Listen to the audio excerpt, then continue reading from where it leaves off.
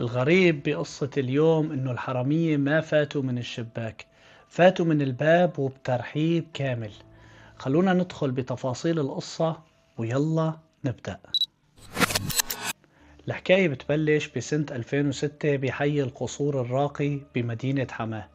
هناك كانت عايشة أم محمد، ست بمنتصف العمر، مربية ولادها أحسن تربية، وزوجها وضعه المادي ممتاز وعنده تجارة ومحلات. بيوم من الأيام بعد ما فطرت العيلة وودعت زوجها وولادها، اللي راح على جامعته ويلي راح على شغله، ضلت أم محمد لحالها بالبيت وعم تشتغل بمهامها اليومية. فجأة بيندق الباب، بتطلع من العين السحرية، بتلاقي سيدة لابسة عباية سودا وحاطة منديل على وجهها. أم محمد: مين على الباب؟ السيدة: أنا مندوبة مبيعات من شركة تجميل، وعم نوزع عينات مجانية لكريمات شد البشرة والتفتيح. إذا حبيتي في معي بالشنطة بضاعة فورا بجرب لك إياها.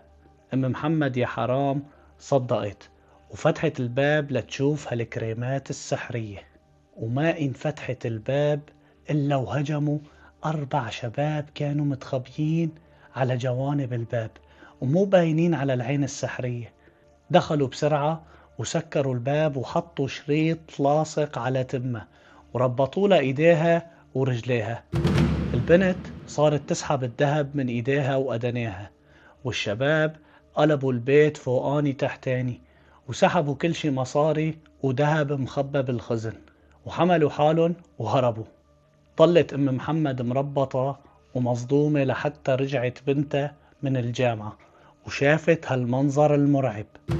بعد كم أسبوع تكررت نفس الحادثة بحماه وبنفس الأسلوب، والشرطة احتارت مين هدول يلي عم يعرفوا البيوت اللي فيها ستات لحالهم ومعهم مصاري. ضلوا الشرطة محتارين لحتى اجت الضربة الكبيرة بسنة 2007. وحدة من الضحايا سألوها الشرطة إذا بتعرف مواصفات الحرامية. قالت: الشباب كانوا ملتمين، بس البنت أنا سامعة صوتها من قبل.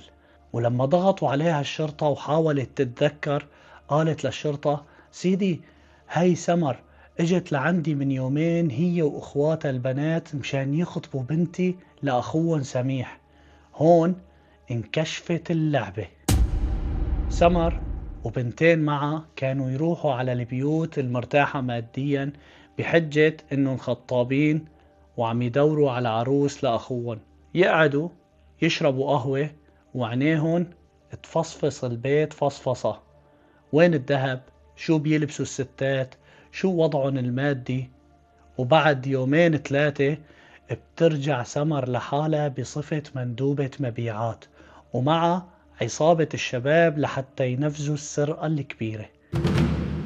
طلعت سمر هي العقل المدبر، وأخوها طالب كان يجيب رفقاته الشباب الزعران لحتى ينفذوا هالعمليات بتخطيط أخته المطلقة اللي قررت تستغل ذكائها بالشر. وبالنهاية الشر مو دائما بيجي ملتم، أحيانا بيجي بابتسامة وكلمة طيبة. والثقة إذا انحطت بالمكان الغلط بتفتح باب ما بيتسكر وممكن إنه تكسرك. والسلام علينا وعليكم.